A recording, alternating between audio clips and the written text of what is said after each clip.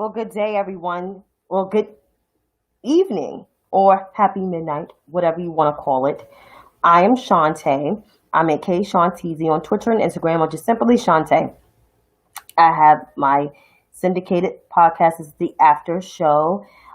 It's very, very late of the after show because the RNC was tonight. I did watch it, and everybody's like, "Why are you watching?" Because you got to get both sides of what's going on, so you can compare and contrast the two. And I already know how it's already looking. We already know who is on top, and obviously who's not. But I'm going to get into some numbers of the coronavirus. I'm not going to fully repeat a lot of the numbers. I'm just going to give you the global and the state, the country numbers, and some state numbers. Some state with like the top 5 states. So globally, we are at 24,028,537 cases of COVID-19 throughout the 188 countries, with our death toll sitting at 822,403. Here at home in the U.S., we account for a fourth of those cases. We are almost at 6 million cases. My God. We are at 5,817,538 cases of COVID-19 in the U.S., with our death toll at home sitting at 179,596. I didn't get a news thing where it says 188, but it will definitely show. So we'll definitely get a news thing. But I got these numbers according to the Johns Hopkins website for the state and for the U.S. and for the global numbers. Don't shoot the messenger. Now with these other set of numbers right here, I got these numbers from the New York Times COVID map, which is the states. I normally say the top 10, but I'm going to say the top 5. California is at 687,277, while Texas is sitting at 618,267. Florida is at 608,714. New York, which was once the epicenter of all this, is now at 436,063. And Georgia, to round out that top 5, is at 244,494. And yes, we have no mass testing. We're not out of the clear. Still wear your damn mask. Continue to social distance. You can take walks outside, but do not be close without mask. Wash your goddamn hands. Carry your hand sanitizer as you go outside. If you find a mini disinfectant and spray that you have, a miniature one, put that shit in your bag for extra precautions. Do stuff to protect yourself. But wearing your mask is important. Wear a mask for you and your family members and your loved ones and all your friends. That is a word. And that's what I'm telling you. Do it for God and country. Be a patriot at that. Now on to the justice for Jacob. So the NBA, which is the Milwaukee Bucks, which they're on the playoffs, and they were the first team to stand up and say that they're not playing it, along with the WNBA, other hosts of NBA teams, and even some Major League Baseball teams have all stand in solidarity for, the Black Lives Matter, for the shooting, which could have been a fatal shooting of Jacob Blake. So I think I have some of the speech where I can play it for you. Let me just find that real quick. The Milwaukee,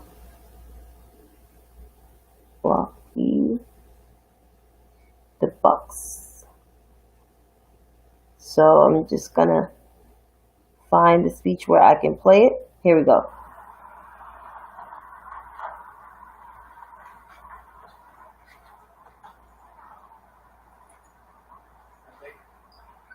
Well, as you can see, we all thank you guys for taking the time to stay here with us.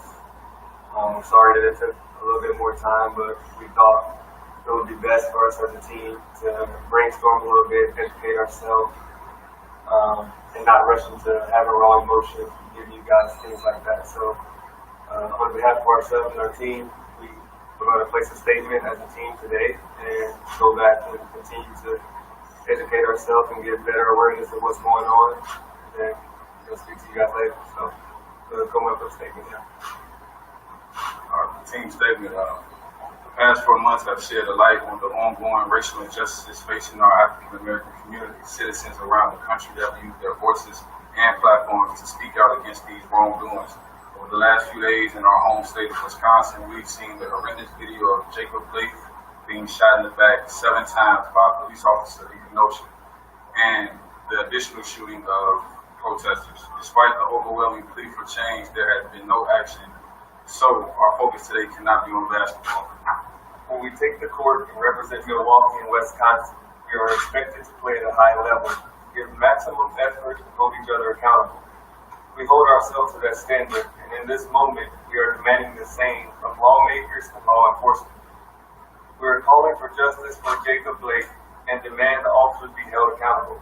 For this to occur, it is imperative for the Wisconsin State Legislature to reconvene after months of inaction and take up meaningful measures to address issues of police accountability, brutality, and criminal justice reform. We encourage all citizens to educate themselves, take peaceful and responsible action, and remember to vote on November 3rd on the path to move off the bus. Thank you. Do you guys intend to finish the season? So this is what's called proper activism, taking a stand for racial injustice and for other social issues. Of course, you know who did not tweet about anything about Jacob Blake. Nothing. Absolutely nothing. In addition to that, there was a 17-year-old. I'm going to look on my, a 17-year-old that basically shot protesters. Shot 3 protesters and killed 2, and 1 is still in the hospital. It's been reported that the shooter is a 17-year-old who drove Kenosha from Antioch, Illinois, with a AR-15. Looking for trouble, he murdered 2 people and wounded a man who loses his arm as a result. And of course, Donald Trump explains nothing about this, and this young man is being tried as an adult. Why would you travel to another state to start issues? And then what made me even more pissed is that the police officer in Kenosha said pretty much that he was trying to stop all the violence that was going on. And that surveillance video that did not look like that to me. As he fell on the ground, he started shooting as he was on the ground.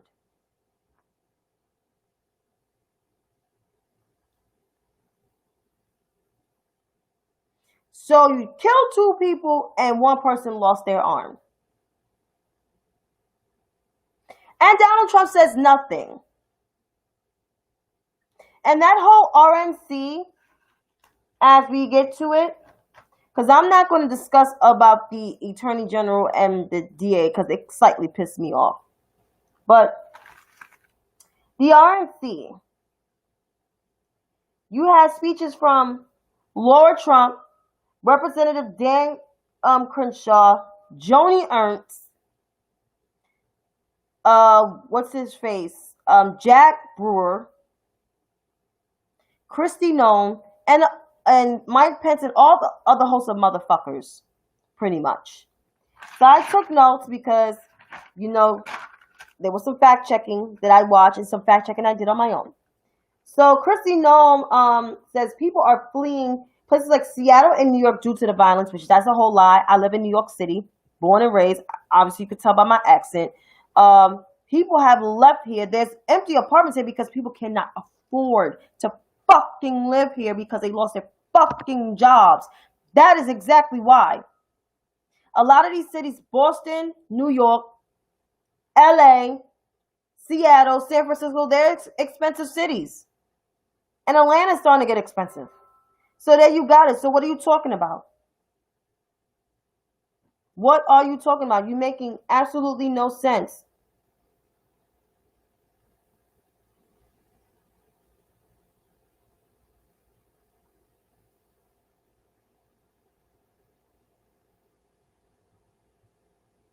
It sounds stupid. Real dumb. And then Lou Holtz, a former football coach for Notre Dame University, said that Joe Biden is a Catholic in name.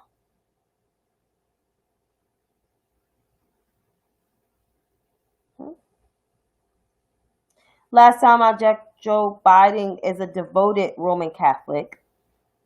He is very serious about his religion. Obviously, you can see he's a man of faith. He abides by his marriage. Obviously, you can see that shit. He went through so much loss. So, Mr. Holtz, what the fuck are you talking about? And he seemed like he couldn't talk because he was talking from one side of the map. I don't know, he had like a serious medical condition. I don't want to get on that, but he sounded like he couldn't barely talk. Not at all. Not at all. And then he said, I encourage you to vote for Trump if you want the best, if you know you want a good prosperous 4 years, which we all know that's a lie. We all know, see how Trump's residency, we're in a fucking shithole right now. 5.8 million cases, almost 180,000 deaths, almost a ticking economy, and it's not looking that great. And racial injustice, yeah. Okay. Catherine, he's like a new Republican candidate. He will be the youngest one if elected. Said that if you want to kneel, but stand up for the flag. Which I'm like, are you trying to throw shots at Colin Kaepernick? Because if so, you sound like a whole asshole. And I did not know you was paralyzed, and I'm sorry that you was in a car accident, but stop talking shit and you paralyzed. That's all I'm saying. And then Jack Brewer, NFL lifelong Democrat, and now is in a part of an organization called Black Voices for Trump, basically got in a tissy fit and said that I know what racism looked like, and he was upset that the media portrayed Trump and said that Trump said that there were white supremacists on both sides, which that statement is actually correct in the context of saying he said they were very fine people. You know, you had very fine people on both sides. So saying just white supremacists, that statement is all the way fucking wrong. It makes absolutely no goddamn sense. It sounds stupid. Completely dumb. And then you had Congressman from Long Island, Ed Zedlin, basically lying and said that him and Jared Kushner was on the phone and they got us 4 million N95 masks. We all know that's a goddamn lie because the governor of New York, along with my mayor, even though my mayor gets on my nerves, but they got COVID right, were crying out for supplies, gowns, PPE every day. Dr. Ben Gupta on MSNBC, the medical contributor, had to fact check that shit, and he was upset. He said a lot of my nurses, a lot of his medical staff needed all these supplies, and they did not have enough. Like, Andrew Cuomo literally asked fashion designers and other companies to make masks.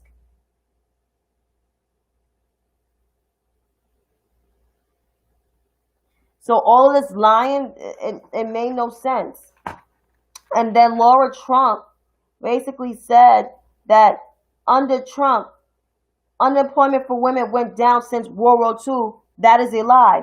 According to PolitiFact, in 2010, unemployment for women fell from 8.7% in October of 2010 to 4.7% in January 2017 when President Obama was leaving office. So once again, and it's been the lowest for women since hasn't been the lowest for women since 1953 and 1954. So it's really been low since under President Obama. Donald Trump, for like the 18th millionth time, inherited a great economy. Only thing he really had to worry about was the North Korean issue, which he escalated that shit. And escalated more issues in the Middle East. When there was hardly any in the Middle East, when it was about to get it together, and they fucked that shit up. Especially with this new peace deal that they have, that the Palestinians are very pissed off with. So they basically, all they did was destroy a whole entire legacy that a black man and his white counterpart, who is now running for president, had built that foundation.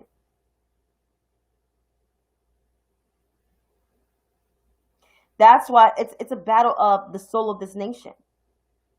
It really is.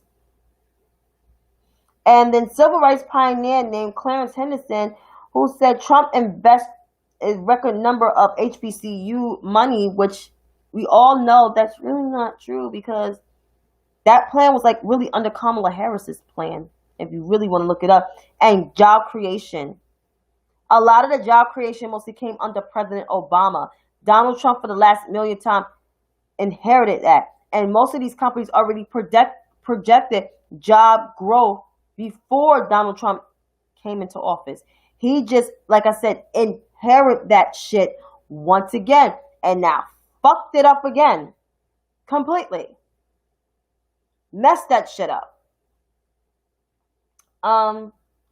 Richard Greenwald, who is the former national security professional, they did not really catch his title. Basically accused Joe Biden of, starting to investigate, asking intelligence officials to investigate Mike Flynn. Mike Flynn was been investigated before both President Obama and Vice President Biden said so, or even Susan Rice. They were unmasked because they were trying to establish a back channel with our foreign adversary who hacked our goddamn elections. And it caught up with Mike Pence because Sally Yates said that he was implicated. And she said it again like a month or two ago. She did what she did. And she was right about it. Also, because there's a little bit more, Mike Pence, I think, speech was full of lies. So I'm pretty sure tomorrow, we all know it's going to be lies. But this was full of lies. Joe Biden said, when we see darkness, I see that America greatness. First of all, it's darkness right now. So Joe Biden was right about that. He said America needs 4 more years of Trump. No, we don't, because we will be in our house forever. And he did mention about the folks in Louisiana that's suffering from this hurricane. He said, my prayers are with you. FEMA's there with you. We have not heard that FEMA is there yet. There's no indication that FEMA is there. But I know they're Category 5, so that's very serious. People can lose their homes. People's homes can be underwater. That sore. He criticized Joe Biden for his foreign policy. He was wrong on everything with foreign policy for the last 4 decades. Joe Biden was a senator for 3 decades and some change. He sat on a couple committees, but I don't remember him making those decisions. He voted on some things that were like, okay, he voted on the Iraq war. He's not the only Democrat that did that. A couple of Democrats did that. Not a lot of them. I mean, yeah, a good amount, but there were some that opposed it. However, he wasn't really at the decision-making table until he was the vice president of the United States. So, I mean, if Joe Biden was wrong on everything, our country would have been attacked right now. We would have been in constant wars. And, we are still in the middle of a war, but we would have been in, like, multiple of wars. So, technically, both President Obama and Joe Biden actually did justice to protect us. Also, he said we're slowing the spread according to coronavirus, protecting the most vulnerable, and saving lives. He said, and we're not just opening up America, but we're opening up American schools and protest schools. We're not slowing the spread. 5.5 over 5.8 million cases. Almost 180,000 dead.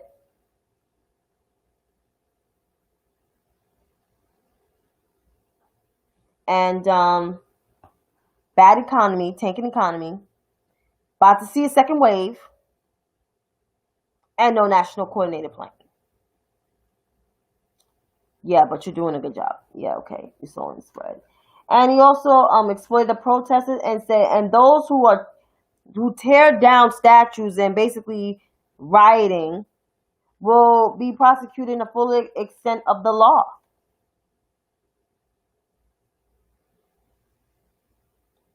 That's extreme. And he downplays racism in America, said there is no systemic racism. Basically saying there's no systemic racism. And he claiming that Joe Biden wants to defund the police and say you won't be safe in Joe Biden's America. And the Democrats don't have no agenda. So that is a total false lie. Joe Biden, for like the 1,000th and millionth time, does not want to defund the police. He is not for defunding the police. Oh gosh, I heard about Dr. Fauci. I hope he's okay. I love me some Dr. Fauci. Without Dr. Fauci, I think we're screwed. But Pitts is a whole ass liar. Joe Biden does not want to defund the police, like I said. Joe Biden actually wants to give more money to the police, which I'm like, okay. But he also wants to reform them. His running mate, on the other hand, is actually for not funding the police. Is actually for reforming the police and passing and the brains behind the Justice and Policing Act. But he sure enough did not mention Kamala Harris. He mentioned he had a whole squander about Joe Biden, but he sure enough didn't mention Kamala Harris. I wonder why. Because you're a scared little bitch, Mike. You scared of a black woman. If Joe Biden wants more money for reform, I think that's true. It is. But Kamala Harris, I think he's scared of Kamala Harris. Like, you didn't mention her. You're going to be debating her within the next month and a half. Somebody's scared. Somebody is scared, and I can't wait for that. I can't even wait for the presidential debate neither. Because you know Donald Trump going to call Joe Biden names. And yeah, the VP debate, I can't wait for that. And I can't even wait for the presidential debate. Because like I said, Trump going to call Joe Biden names. We're going to call Joe Biden this and Joe Biden that. And Joe Biden going to just hit him with his experience. And basically going to say that you shelved my playbook 69 pages. Because that is true. They did role plays with the Trump administration. Let's be frank. Let's be real about that. And what does he do? They shelved the shit. They shelved it. The whole fucking time. So, little Mikey. Sorry to call you a name. You was a whole ass liar. Your wife saying what she did. I honestly, I really don't want Joe to go low. And I don't want Joe to go low because that's not his style. That's not who he is. We all know Joe for being a modest man. And we need modesty in this country.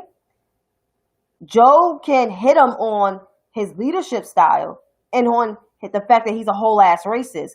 That's what Joe can do. Only time that Joe should hit him really hard is when Trump goes after his family. That's a deal breaker. That's when you can go low. But any of that, I don't think he should go low. That's just my opinion. But Pence's wife, Karen,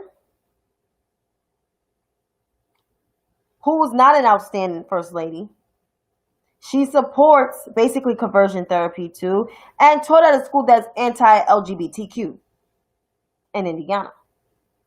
So this whole administration is anti-progression, anti-people of color, anti-LGBTQ, anti-woman. They're anti-everything.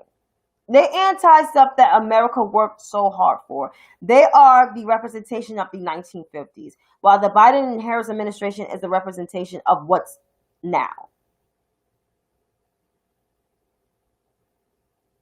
So there you have it. So as I conclude this, we all know who to vote for. We all know who is better for the country, who will move the country forward, who will have the most diverse, the most progressive, and the most robust plans to move this country forward. It's going to take more than one term. It's going to take a very long time. What Trump has done in the last 3.5 years will take 8 years and 12 or maybe 16 years to clean up.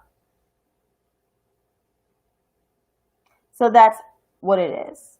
But until then, folks, you have a wonderful and prosperous night. And I'll see you tomorrow with the recap of the final day of day 4 and run through everything.